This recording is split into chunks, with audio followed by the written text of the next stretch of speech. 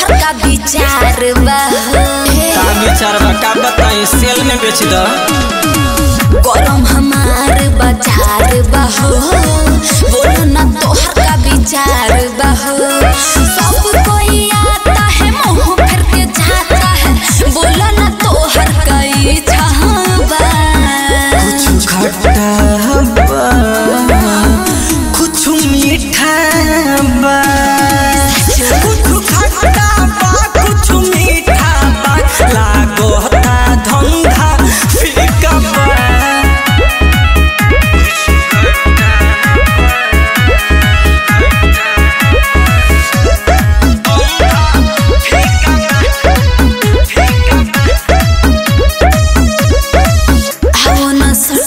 तू बाबू हुनियारा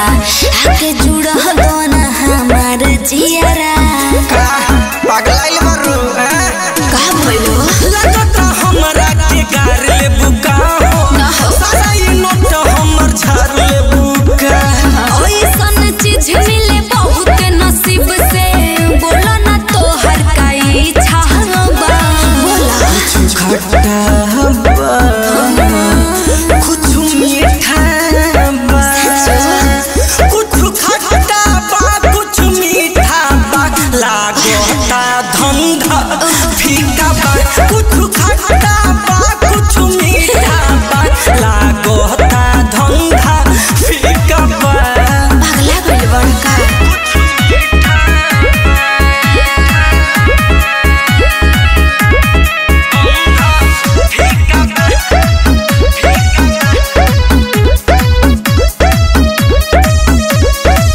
नया वैरायटी के माल बा आइल ले लो प्रमोद डिस्काउंट होई जाए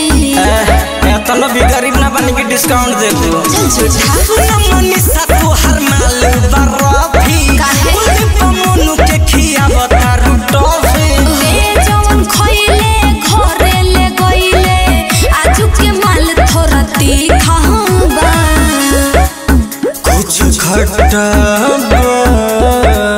कुछ मीठा बा कुछ खट्टा बा कुछ मीठा बा लागोता